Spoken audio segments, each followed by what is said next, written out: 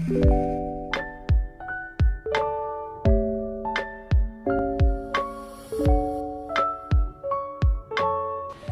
guys, welcome to my channel. Doing something a little different this time. I assume by the time this video goes out, most people would be busy with their college applications. So in this video, I'm actually going to be talking about my experiences and my journey of getting into one of the most prestigious universities of the world. And in case you've not figured it out by now, yes, I am talking about Purdue University. So a little bit about myself. I am currently an MS Marketing student at Purdue University's Graduate School of Management. Prior to this, I have done an MBA and my bachelor's in engineering, and I also have 3 years of full-time work experience in marketing strategy and product management. So with that being said, let's get right into my journey. Okay, so I'm going to be breaking this video down into 3 different parts. The first part is going to be talking about the entrance exams. The second part is going to be talking about the SOP and LORs. And the third part is going to be talking about all the additional essays which vary from college to college. Just to give you some context about my MS degree over here, the decision to do another master's degree was sort of impulsive and last moment for me. I started looking up colleges in the end of January this year, which some people might find absurd, especially those coming to the United States for their fall admissions, because usually most universities stop accepting applications at that point, and that was limiting my options a lot.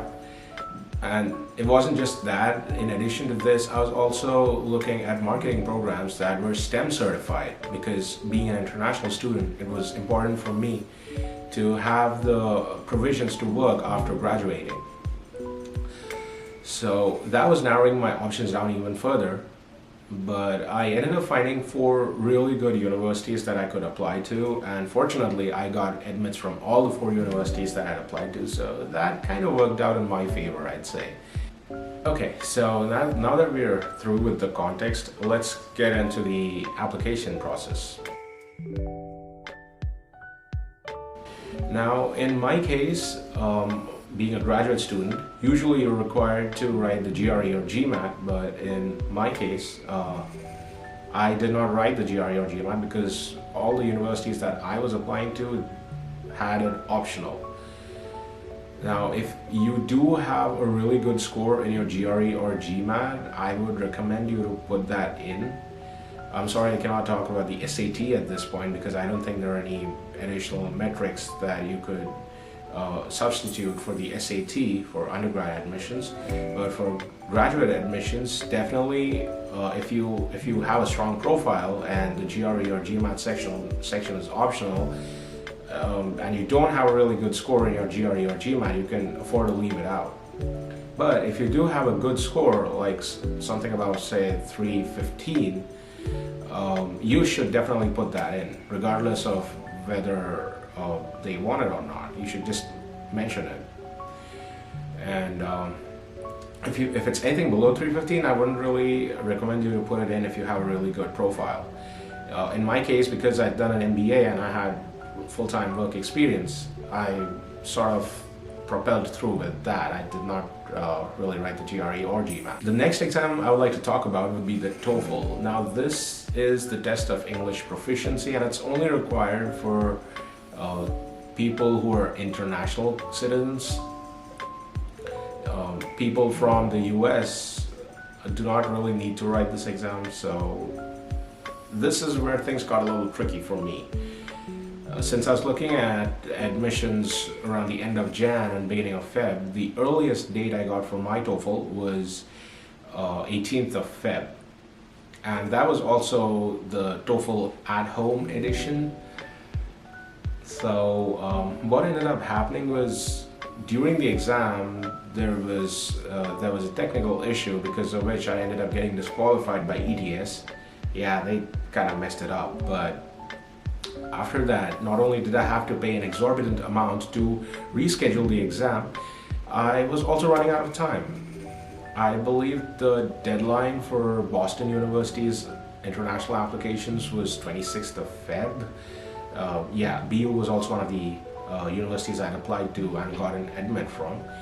and I think the one for Purdue was 1st of March. So I had to actually ensure that my TOEFL scores got delivered to these universities before their deadlines, and I was really running out of time. But fortunately, again, in this case, things worked out and my scores got delivered to these universities on the 25th of Feb, just one day before the BU deadline. Okay, so in the period between writing the TOEFL and waiting for my scores to get delivered, I actually started working on my SOP, LOR, and all my other essays. So let's talk about the SOP first. My biggest suggestion to you over here would be to tell them a story. Now, I know a lot of other YouTube videos have also advocated it, but trust me, it works. It worked in my case as well. Walk them through an incident which motivated you to do that bachelor's or master's degree and show them real life examples of why you are the perfect candidate for that program. Then supplement it by showing how the program is going to help you realize the goals that you've outlined for yourself. Don't worry about this story being amateurish. You know, like I wrote about how not being updated with the news was affecting me in my B school and in my professional life. So I ended up developing a news bot which ended up keeping me updated with all the current affairs and whatnot, and helped me do well. And right now I was looking for an opportunity by which I could actually market that product and make money out of it, and how the marketing degree at Purdue was, or any other university, was going to actually help me achieve that. I did not use any fancy jargons here. I did not use super advanced English. I did try to keep it as personal as possible, but I was also keeping it formal. So try to make it like a narrated formal script, if you get what I'm saying. Try to make it a little personal, but also keep it formal. And don't worry about it sounding amateurish at all. You heard my story. It wasn't anything it wasn't like rocket science or anything, right? So I would say just try to focus on the story aspect of the SOP. And if this video does well, I'll actually make another video where I'll read out my entire SOP to you guys, and you can probably see what worked and what not, and probably take tips from there on how you can improve your SOP further.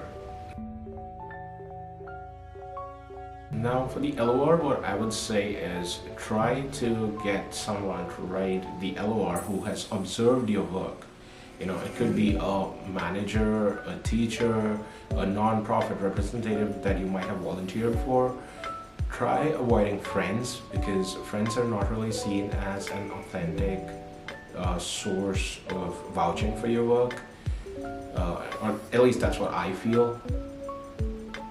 Within the LOR, what I would recommend is to first go through the program description and identify key areas that you might have worked on or studied before. Ask your manager to show how good you were in those areas.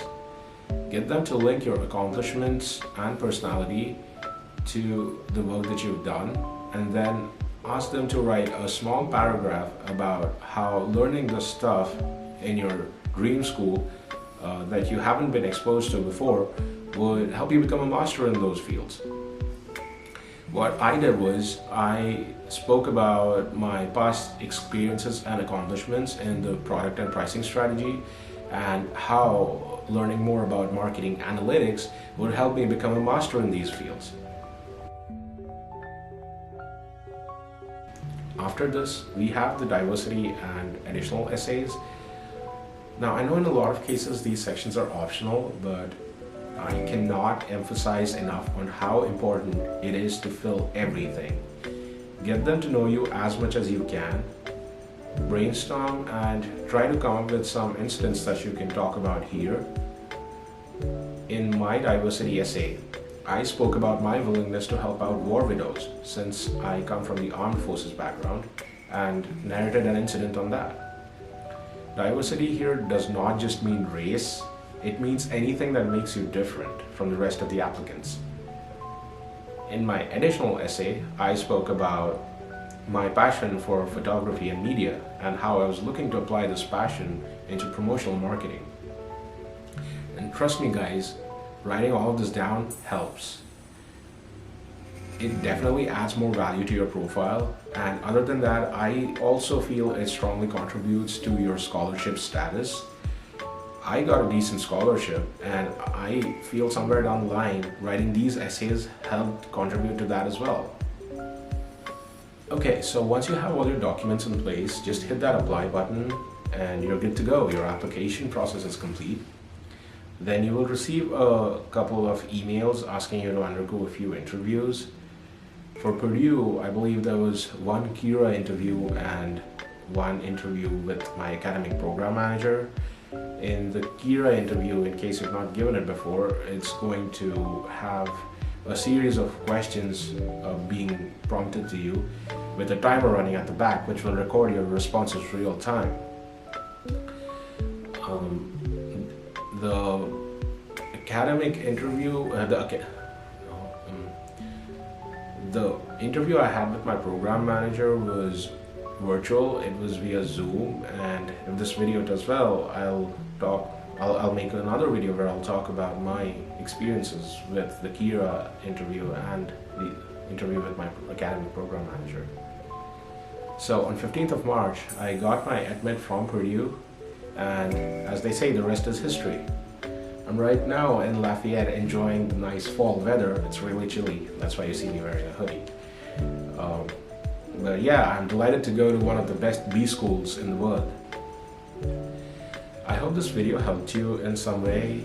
If it did, be sure to like the video, share it around with your friends or aspirants who want to pursue their master's or bachelor's in the United States. And yeah, post any comments or questions that you have in the comment section. I'd be happy to answer any questions that you have or help you further. Until then, take care, stay safe, and boiler up!